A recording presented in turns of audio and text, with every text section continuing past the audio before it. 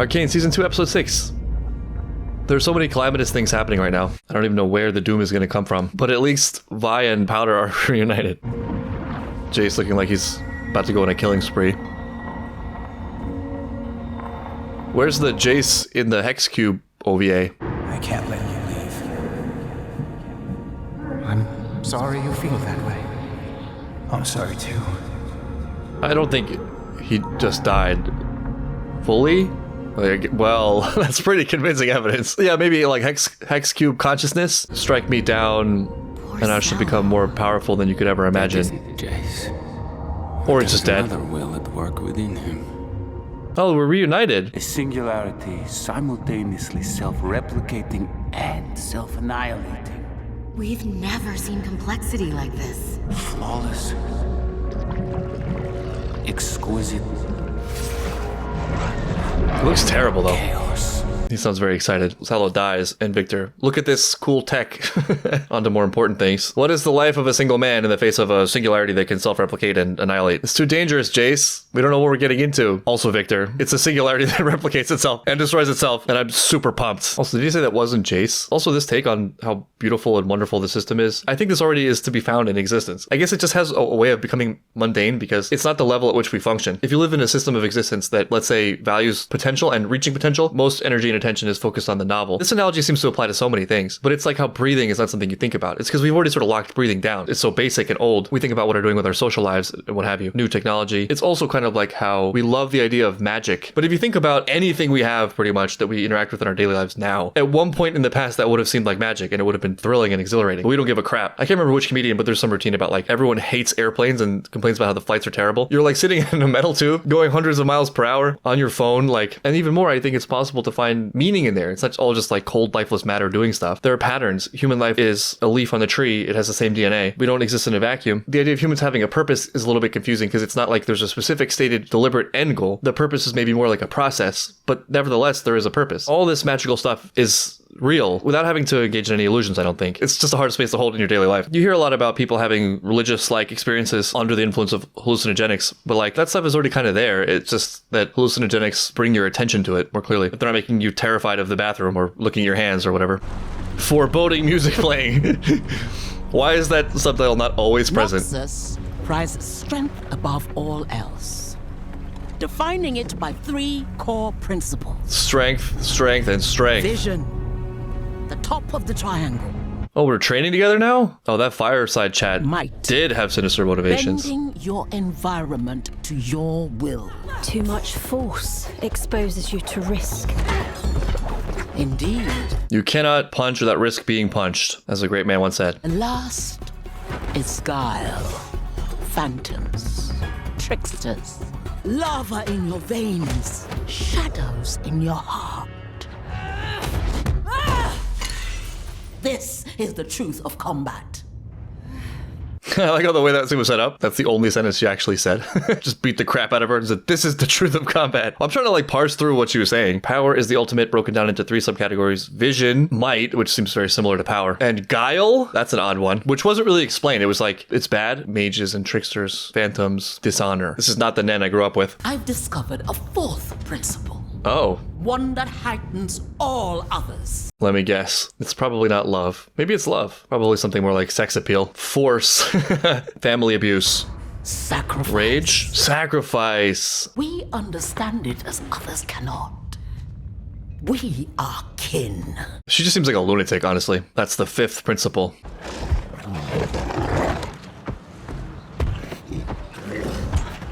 Oh, okay. We're just living. I guess I'll fit right in here at least. Nobody will really ask any questions. Did you swim in the lake too? You filthy traitor. Yes. That was another That life. was me at my worst.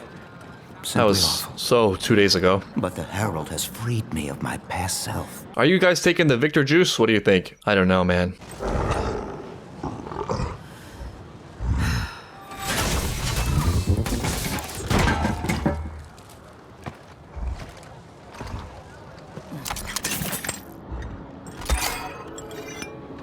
That is still a weapon, as we've learned very well.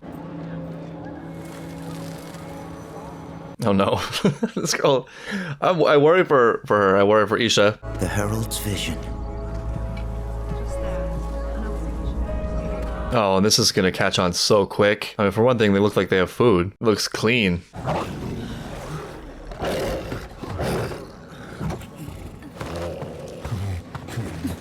Sorry about my father. He gets like this sometimes. He's expecting you. Oh man. So can we heal? Can we heal him with the hex magic? We don't really know much about it.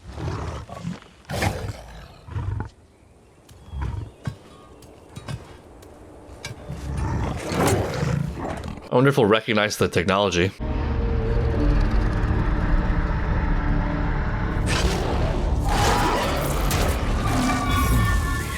Okay. Might take some work. I'm kind of, I don't know. I don't know what to think yet about this. We don't know what bargain we're making by taking this healing. He is worth the risk. I mean, if we can heal Vander with no consequences, that would be great. How did you know his name? He told me. You have much to offer this commune, Powder. There's that gear again. Talents can be used to build instead of destroy. That is very apt observation, and she probably knows that too. My But like condition Vi, it's so is much that easier you to just must be go all the way restrained at night. I've into the seen darkness. the harm of which he is capable. That's reasonable, honestly. What do you Even think? daytime is kind of pushing it. You actually want my opinion?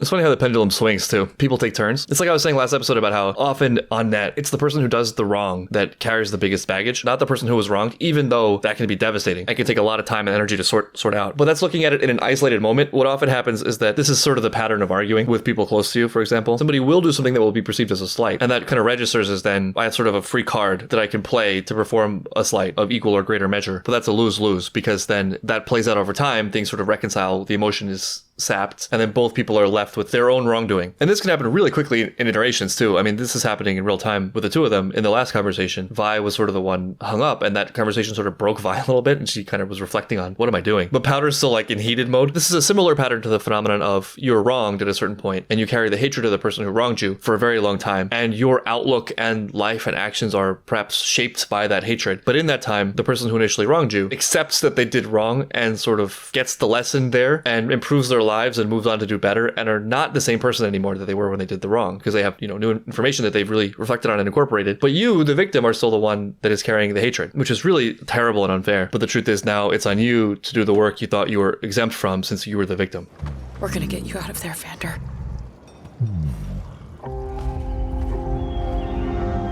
Everything seems great so far. I don't really see the downsides yet, except that it's magic. It's technology, which is neither good nor bad by itself. What's the trade-off? What's the flip side? The annihilation part?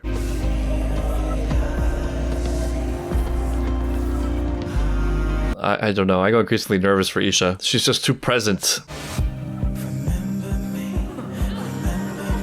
It's nice, interesting style. Oh, she gave the gauntlets. Powder took an interest in cooking, making stuff. What if we stayed? Help them out? I think you could do a lot worse. You keep your eyes open. We? This is a big hand being extended. This is amazing. I can't believe this is happening still. I love it. Oh, why? No weapons. I'm afraid Here's the that Herald Guile part of the insists. power triangle. And sacrifice. Will you sacrifice your life? Thank you. Ready our forces for tonight. I should like to meet this herald. Victor, you would imagine he outpowers them. He's just in a whole different dimension of existence.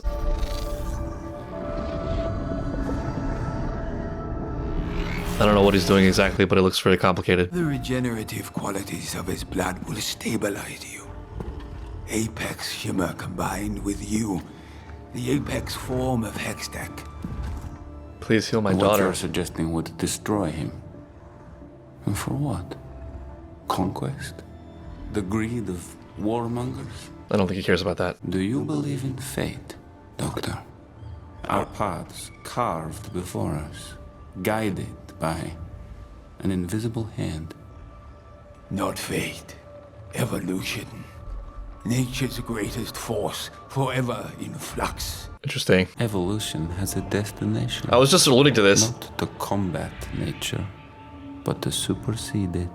I think they're both probably right. The way I currently look at the issue of is there anything resembling some kind of godlike or universal will? Well, there's a bit of a paradox here too, because earlier I said we're not trying to reach any specific point. There may be a point that we just can't possibly understand, but I think if there is such a thing, there would be a flexibility to exactly the form that takes and also the path there. To put this in just real life human terms, let's say your goal is to have a great life. Well, the great life is kind of a single point in a sense, but the details of its realization will vary. It's not like the exact path to that in exactly this way has been mapped out. There's a lot of like randomness and chaos along the path, and there are a practically infinite number of forms that final shape could take that would still satisfy the criteria of being a great life. Even more specific, let's say the goal is to be rich. There are many ways to be considered rich and also a multitude of paths to get there. What I think is probably more concrete is the process, and certain processes work better than others. And I actually think our morality is shaped around that very thing. And it has to do with maximizing potential and minimizing waste. So it's something like you want to maximize the amount of nodes or seeds being planted that can themselves plant seeds or nodes and grow, while also reducing the destruction of that very thing. Because if potential is maximized enough, if enough of that creative force is created, then inevitably we will get to something down the road that is like the maximized or close to the maximal version of potential in whatever form that takes. So to look at it in terms of moral arguments, generally speaking, there is no single action that we will always deem as bad. We will evaluate that on the cost of it. I think in the grand scheme of things, we're not against killing. We're against meaningless killing, because what that represents is something like a net loss of potential, a net loss of value. Just intuitively, I think people wouldn't feel it's immoral to, let's say, kill an intruder to save your family. We don't have a problem with consumption. We have a problem with wasteful consumption. We consider all death to be sad, but sort of the apex of that is tragedy, where life was cut unduly short, either by accident or by someone else's evil. In long-standing ethical arguments for which there seems to be no resolution, it might be that the problem is we can't define the potential. We don't have an intuitive sense of what is gained or lost. Hence why, to this point, it's been an unsolvable problem. About the choice versus destiny thing, I don't know, but it's possible, to use a religious argument even, that something like free will actually maximizes the potential of a thing. If you have things on rails, there is no like discovery. It's sort of dry. It's dead. It's too much order. And to the chaos and order thing, which seems to be one of the functioning ground rules of the system, because you need growth, you need expansion, which is going to come from the new, the novel, the dangerous, but it's dangerous. You need some structure. You need some foundation to stand on. You need some base. The new must have a way of taking tangible material form that can become so ingrained and automatic that no further resources need to be devoted to it. A human metaphor for this is our technological systems. How there was a time in our human history where 99%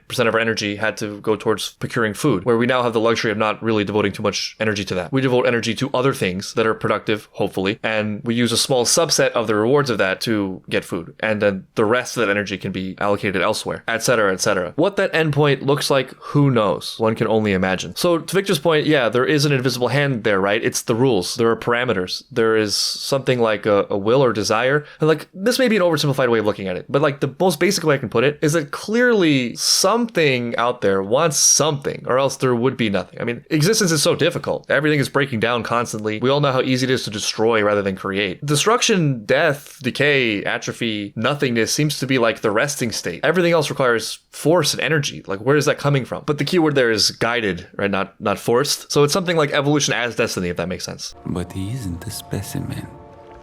He's a man, and he needs my help.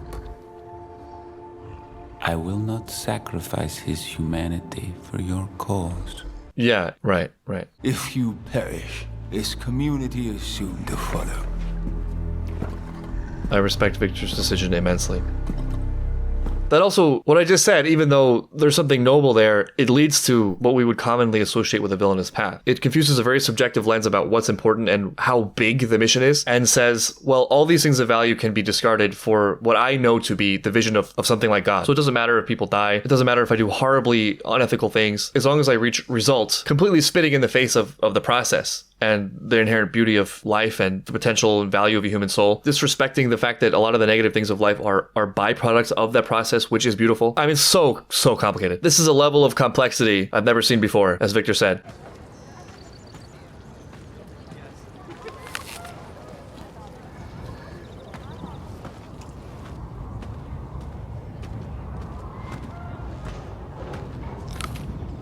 What's your deal? What are you, like some kind of scientist? Why'd you do this to my dad? But also thank you. Thank you for saving my father. What? Why? Oh no. Oh, did he lure her out here? Well, she sort of lured herself out here. You can't be here. Says who? We tracked some sort of new chem weapon down here. A bloodthirsty, murderous beast. Oh, yeah, that's my dad. What are you doing here? I am the daughter of that Trying to chem weapon. save my dad. Yikes. A lot would be helped with honesty, but I'm not sure in this situation. Yes? Is she being held hostage? Are we eye communicating? It's Vi. Oh, okay. This might, I don't know, this might be, I don't know what's going on right now. This might be deliberate. This might be a deliberate capture. Or it could be Caitlin just capturing Vi. Are you okay? He is not okay. This is Jace's hammer smashing arc. Someone's tricking someone in this room. I can be sure of that.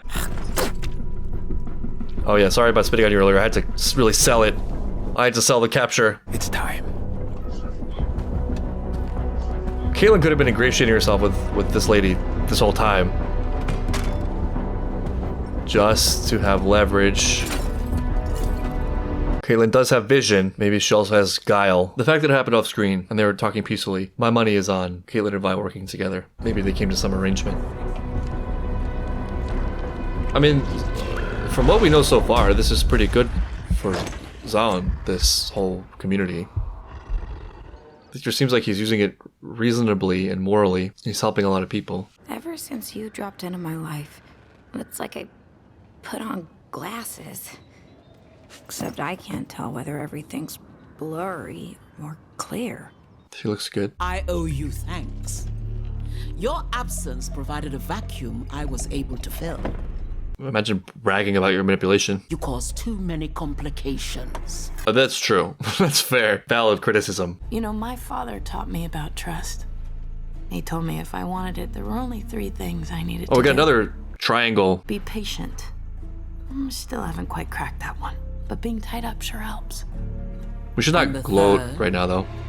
Guile. Just shut the fuck. That's actually great advice. That's stockbroker advice. The fissures are blocked by guard towers. There it is, yeah. Caitlin making moves. Don't underestimate Ambessa. Good advice as well. Ambessa a little bit overestimated herself. Underestimated Vi. Oh, she's gonna choke him out? I hope I was worth your time. Oh. Couldn't happen to a nicer lady. Maybe just stay out of this one. Somebody's getting smashed today. Yeah, if we're smashing everyone on the basis of them having this technology. Oh no! Okay, please don't do that, Jace. What is his mission exactly? What did the thing do to him? Why? He went into it and he came out of it wanting to destroy it. What are you doing, man? Hey, aren't you the guy from that blimp? What are you doing here? Pointing your weapons at children. Where are Echo and Heimdinger, though? They've had tragically little screen time this season. What's your address? It's 1 Giant Hex Circle Avenue. Victor choosing the most conspicuous housing. Victor choosing the most conspicuous activities. I'm going to get you out of here.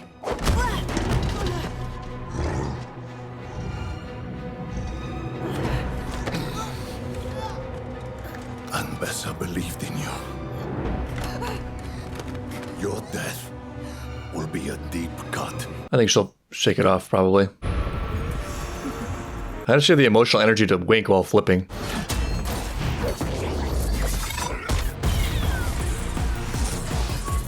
They've actually set this guy up pretty well.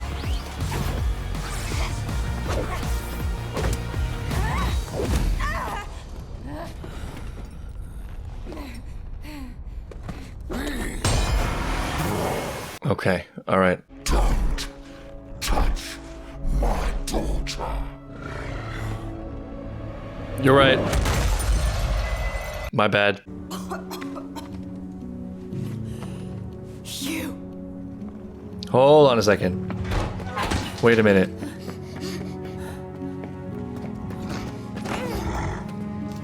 Let's not jump to conclusions here. What has she done bad lately? This would be awful. This would be really awful. Oh, there was hope for a second there. I don't know what you're doing, Jace. I don't know what happened to you. I swear it. It doesn't seem like it's him. This other presence or whatever. Damn it. Damn it, Jace, or whatever is inside of you. There was a brief moment where it looked like things were going well. It's even more devastating that it's Jace Victor. They were friends. After all that we've been through together, after all this. The cog in the machine. A lot of cogs. Oh no, and it's the hive mind thing too? That's terrible. Are they dead? What happened to you, man? Okay, yeah, we got much bigger problems than whatever we were doing before.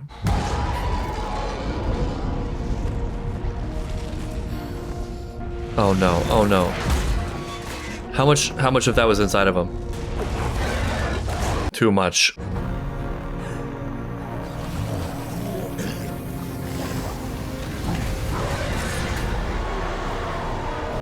Oh, it's heartbreaking on so many levels. Stop. Okay, good. I understand now. The message hidden within the pattern. The reason for our failures in the commune. Okay. Our very essence. Our emotions. Rage. There it is, there's the rage. Compassion. Hate. Look how they flash over both rage and hate. Sides of the same coin. Inextricably bound. Yes. Oh, I don't know. Oh no, this is so wrong. It's also wrong. You go somewhere. What are even the battle lines anymore? Oh no! This is no! This is not the show for little girls to use explosives to solve problems with a lot of people. Oh no, oh no. We're repeating history. I've been worried about this whole season. Please break the pattern. Please break the pattern.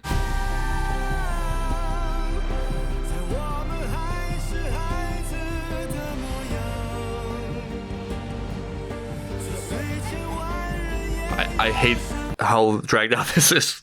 I'm dying. Just no, grab her.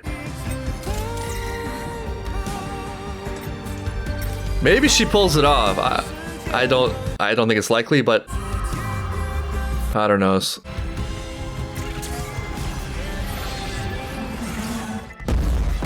Oh no. Why? That which inspires us to our greatest good is also the cause of our greatest evil.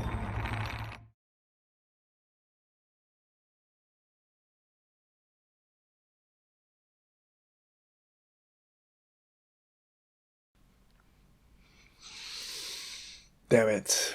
That's really annoying. Seeing it coming way in advance, seeing the danger there did very little to reduce my sadness at the event. Powder losing a younger sister and a father again in the same moment, reinforcing the Jinx thing again. I mean, it's a little bit different this time. Isha's actions seem a lot more deliberate and effective, though I won't know for sure till I see the aftermath of what happened. You know, she didn't accidentally kill a bunch of her friends, which is kind of where I was expecting that to go at first. To have Vander dangled before her eyes, who just immediately, just the whiff of his name was enough to restore some sort of peace to their lives. Presumably taken out is bad enough, and then simultaneously for Powder to lose the thing that gave her clarity, some greater responsibility and peace and an end to her horrific visions in the same episode is a lot to stomach. And that's right on the heels of Jace murdering Victor, his old friend, and Umbrella escaping. So like, what the hell, what did we gain? We gained nothing. We lost everything. I hope at least that Powder and Vi's relationship is still intact. I mean, Powder can go in any number of directions after this point. They just lost their common purpose. It will take a lot of will from one or both of them to keep this trajectory in light of what's happened, and let's face it, up until this point. Neither of them have been particularly great at that. Victor and his mentor scientists raising some really interesting questions. And also, one of the most fascinating things about this for me is in the middle of all this tragedy, you have what in my reading is a somewhat optimistic take from Victor, and one that I agree with. I have a feeling, and I remember seeing some of this sentiment about the show during and after season 1, is that the lessons in here are things like the inherent evils of humanity, how morality is kind of subjective, there's no wrong or right, it's just flawed people doing flawed things, which is definitely a real part of the show. But I think Victor is speaking to the whole of it. It's very easy to be misanthropic, it's very easy to point to the evils of humanity because they are very real. It's often worse than we're even thinking about. But the depth of that, the severity of it, the realness of it, does not mean that is exclusively what there is, that's the summation of human life and existence. I think what is at first uncomfortable, but on net, eventually somewhat hopeful, is the realization that a lot of the terrible things that persist, they are not happening in a vacuum. It's not like, there's some evil phantom force hovering around humanity. We have drives, and those drives are part of the reason why we exist at all. They are prerequisites for us to live, which is itself a prerequisite for us to do good things and to add to potential and to grow and to push ourselves and to try to rise to the challenge of life and trying to get even remotely close to all the things that we could be, all the great things we could do. It's those things in a chaotic and cancerous form, like how your cells are an important function of who you are, but can grow out of control and consume your whole body. Like I said earlier, there is sort of an inherent cruelty to nature. Resources are limited and scarce. All growth has a cost, which leads to competition. Only those that had a certain edge on the world made it, and that edge persists in our DNA today. And those things, combined with abstraction, understanding that it's not just you now, it's everybody in all time, being able to override extreme negative emotional reactions to things by maybe what at heart is a higher emotion, all the way down, like wanting goodness and more generalized love. All of those things are built on and based on the animalistic system from which we came and still embody, and are the reason why we have been able to avoid becoming nothing. Those are not things you can safely eliminate. They're part of the structure of the system, and your job is not to eliminate them or not to condemn the whole species, but to understand that that's an aspect of it. That's a risk. It's always there as a possibility, and to fight against it, to focus on what the mission is, which is goodness and creation, to withstand and to fight against the forces of destruction, no matter what beautiful name they're given, progress or fairness or justice or freedom or whatever. I guess you can look at it as going wrong on two extremes. One is that humans are just terrible base bacteria, which misses the higher functioning part of it. Or the other side, which is all human things must be eliminated. They're both an underestimation of what humanity is. You can imagine a sci-fi scenario of humanity where we're all just in vats, not fully awake or asleep, just getting pumped full of feel-good hormones. No fighting, no war, It's sure, but it's not destroying humanity. It's also not fixing humanity. It's being the best possible human that you can be, in alignment with what are, I think, the virtues and values coded into ourselves, stemming from something higher than us. For someone like Victor, who can see more of the whole, understands that it's a process, not a perfect state in one snapshot of time, could even see it as beautiful. Though it's a stretch, it's hard to embody that as somebody watching, characters you love be destroyed. I like the symbolism of the cog. He mentioned it's a coin and has two sides, and that's apt, but it's also that it fits into a greater part of the whole. Suddenly the show's being more explicit in its very broad, big ideas. Decay versus growth, destruction versus potential. It's exciting. I wonder what exactly Jace represents in that struggle.